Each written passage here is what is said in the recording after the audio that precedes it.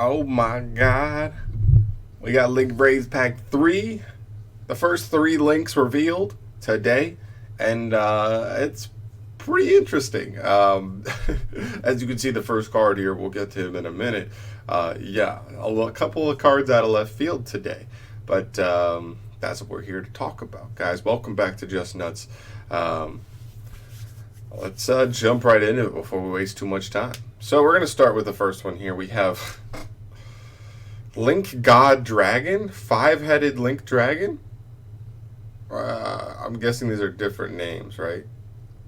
I think so. This is a dark dragon with 5,000 attack. It's a Link 5, presumably the second Link 5 after, what is it, Firewall Dark Fluid. Pretty crazy. Completely generic. Takes any 5 monsters. Pretty wild.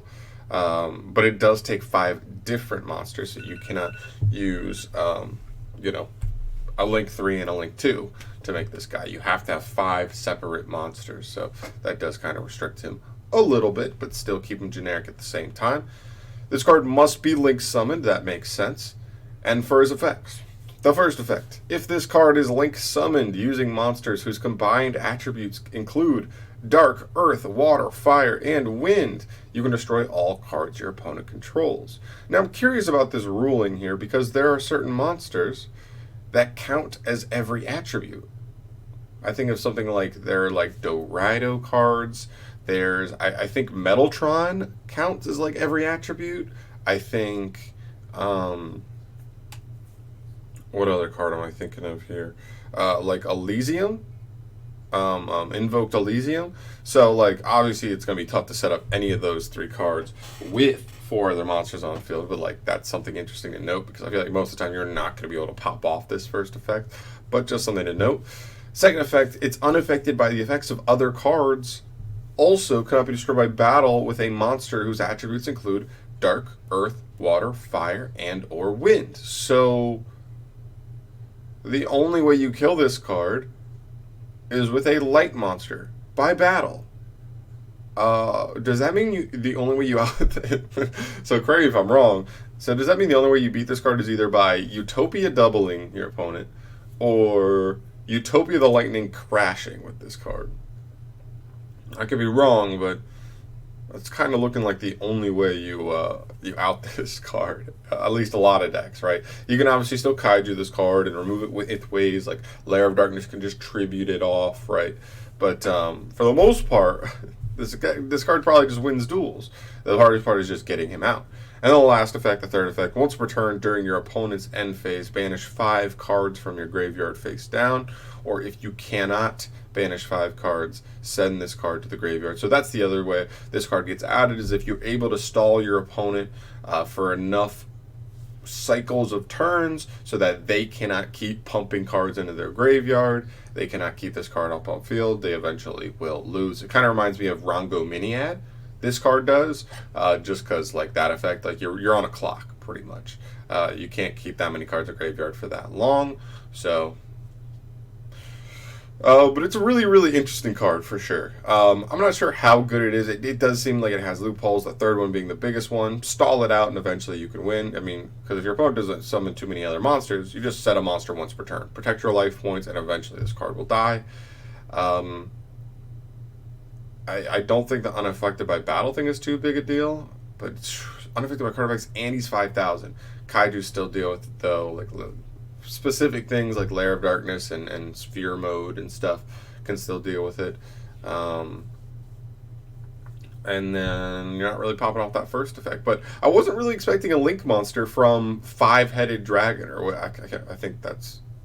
I can't remember the exact name of the original one, but okay, it's pretty crazy. This was not what I was expecting. This is not really an archetype at all, but hey, it's still cool, and it's a cool like legacy kind of support card. Next up we have Celine, the Sacred Sovereign of Magic. That's a light spellcaster with 1,850 attack. It's a Link 3. She's a very angelic design. I like her design a lot. Her arrows point down, down, down, all 3.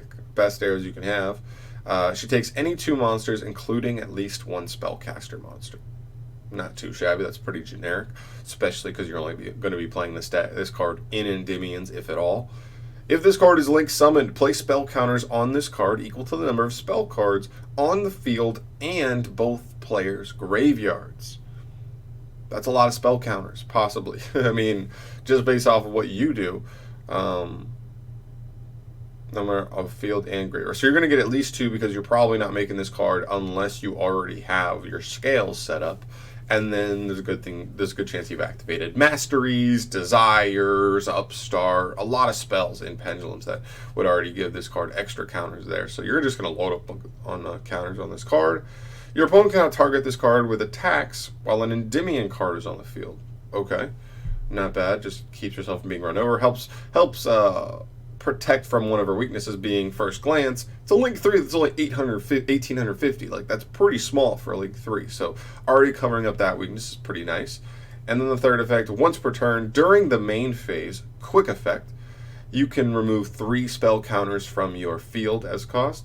To special summon a spellcaster monster from your hand or graveyard in defense position in a zone this card points to. Now, this is a pretty interesting effect here. It's special summons from hand or graveyard. If it was hand or extra deck, like face-up extra deck, this becomes way better to me because you can use Endymion as material for this. You can use Jackal King for material for this and then special summon them back out. But you're really only going to be playing this like in Endymions, which means like when is a spellcaster ending up in your graveyard in Endymions? It's just like not. Like hardly ever. Something very rare and specific would need to happen for that to be the case. So this essentially is just special summon a spellcaster from hand, because you're not playing one of those pure Endymion builds where you're putting like the original Master Magician, the original Endymion Magician, like in grave and then bringing it back. So to me, this card is like kind of weird. Like special summoning from hand is still not the end of the world, but it's not amazing. It really isn't. So I guess it makes sense because Endymion is already a competitive deck at the moment. So like you don't want to give them too much. It takes 3 materials, which is kind of hefty, and its effect is truthfully underwhelming. I'm not sure this card's worth playing. It's interesting, but outside of like a really pure variant where you want to stay true to the roots of Endymion, I don't really see this card seeing much play. And the last one here is by far and away the most spicy one to me. This is Predaplant Verte Anaconda. I like the design. It reminds me of like a badass Superior, the Pokemon.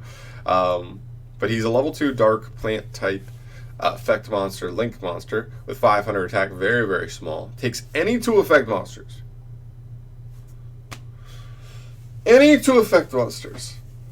This card's first effect and second effect can be used once per turn each. The first effect, you can target one face-up monster on the field as cost. It becomes dark for the rest of the turn. It's pretty good. And the second effect, this one is the huge doozy. Pay 2,000 life points, then send 1 Polymerization normal or quick play spell, or 1 Fusion normal or quick play spell from your deck to the graveyard as cost. This effect becomes the same effect as when that spell is activated. Also, you cannot special summon monsters for the rest of the turn. So, there are obviously uses inside of Predaplants. This is a fusion-based deck, which is pretty nice. But the big doozy here is Super Polymerization. This card's completely generic, and it just activates Super Polymerization. Now, you know, you have to make this guy. It's not a quick effect at this point. You still have to discard, so you're still giving up a decent amount of resources, but shoo, if that's the difference between breaking a board and not breaking a board, it's pretty good. And I believe it still can't be responded to. Like, you know, correct me if I'm mistaken. I'm not sure there might be some specific rulings on here because it's him and not actual super poly activating. Even if they have like a monster effect negation, like you just send super poly, and then at that point, because you copied super poly, its effects can't be responded to. So I'm not entirely sure. on that, but that seems like it could be the case.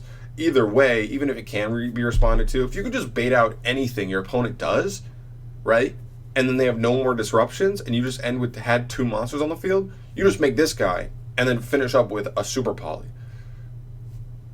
That probably breaks the board, straight up, because then you just go battle phase and do some shenanigans. Very, very interesting card. I'm curious if this will see play competitively. I think it definitely could, for sure. I don't see why not. Just breaking boards. It's like when people splash Orcus in other decks. You would just do your stuff. If you got hand trapped, if you were going second and you got disruption, you were just like, ugh, I don't have any of my actual extenders live now. But you had 2 monsters on the field. You were just like, let's make a Phoenix. Let's make a Mermaid. And let's do Orcus combo. It's kind of like that. Like, you bait out anything your opponent's doing, and then the last thing you do is just go Anaconda effect, super poly. Boop. And you're turning something dark. So it makes super poly much, much more live. It makes it automatically live, because you can at least make Starving Venom. At the very least. This card's very insane. I'm curious to see how much this gets used. Obviously, this has extra synergy in Predaplants, but generically, this card's pretty wild, and I think it's going to be a very sought-after card when it does eventually come to the TCG.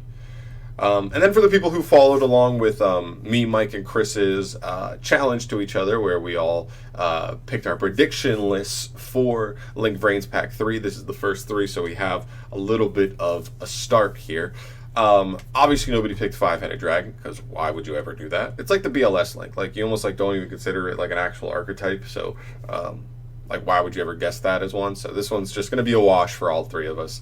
Endymion, nobody picked because we thought Endymion was too new, and Endymion's already competitive, so, why would they make an Endymion one? So nobody picked that one, whatever. And then Mike and Chris picked Predaplants. I decided to not pick Predaplants, so this one will go to Mike and Chris, and I will take a whiff, so they're going to go up on me 1 point to none. And yeah, that's pretty much it for the video, guys. Thank you so much for watching. Root for your boy, because I need to make a comeback here. I really want them to buy me a Chaos Impact set, but I'm going to need to make a little bit of a comeback here. I'm not too far behind. If you enjoyed this video, guys, and you want to see more news from me on Link Vrains Pack 3, on the new Magical Hero set, on everything, the Shaddoll structure deck, we got a ton of stuff coming. Subscribe to the channel down below. We're growing. We really are growing in it. I'm excited. I really want to hit 1,000 so I can start doing community posts and stuff, and we're inching our way up there. So thank you again for watching, and I'll catch you in the next video. Peace.